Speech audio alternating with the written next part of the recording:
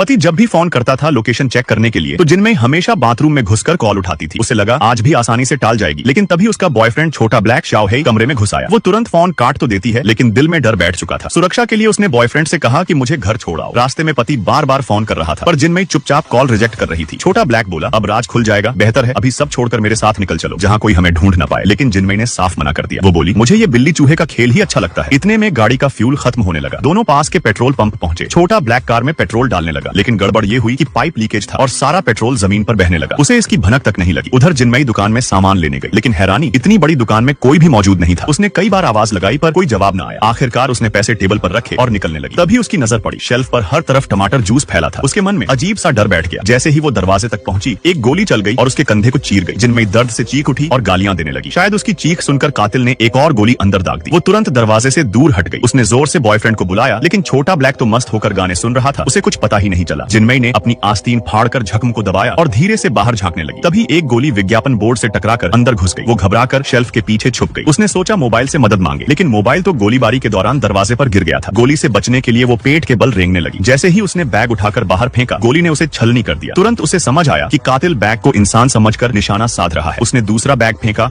और मौका पाते ही तेजी से आगे बढ़ गई। उधर छोटा ब्लैक ने देखा गाड़ी से पेट्रोल लीक हो रहा था, लेकिन इससे पहले कि वो कुछ करे, अचानक एक गोली आकर उसके गले में धंस गई। वो वहीं ढेर हो गया। जिनमें टूट चुकी थी, लेकिन तभी उसकी नजर पड़ी, दीवार पर लाइट स्विच था। उसने सोचा अंधेरा हो जाएगा तो कातिल ठीक से निशाना नहीं साध पाएगा। वो शेल्फ को खिसकाते हुए जान पर खेलकर स्विच ऑफ कर देती है, फिर वायरलेस बदलकर मदद मांगती है, लेकिन चैनल बदलते बदलते उसे एहसास होता है कि वहाँ बस वही और कातिल ही है। इसी बीच एक कार पेट्रोल पंप पर आकर रुकी। वो दुकान वाली औरत का पति था। जिनमई ने बताया, तेरी बीवी को कातिल ने मार दिया, जल्दी 911 पर कॉल करो। लेकिन उसका मोबाइल तो कार में ही रह गया था। वो शीशे से पेरिस्कोप बनाकर चारों तरफ देखता है और धीरे धीरे कार तक जाने लगता है। जैसे ही वो हाथ बढ़ाता है, एक गोली उसकी छाती चीर देती है और वो भी वहीं मर जाता है। वॉकी टॉकी से कातिल की आवाज आई, दूसरों को बलि चढ़ाकर तू अपनी जान नहीं बचा सकती। जिनमई अब बिल्कुल टूट चुकी थी, लेकिन फिर उसने कसम खाई, अब डर से नहीं, दिमाग से इस खेल से बाहर निकलना है।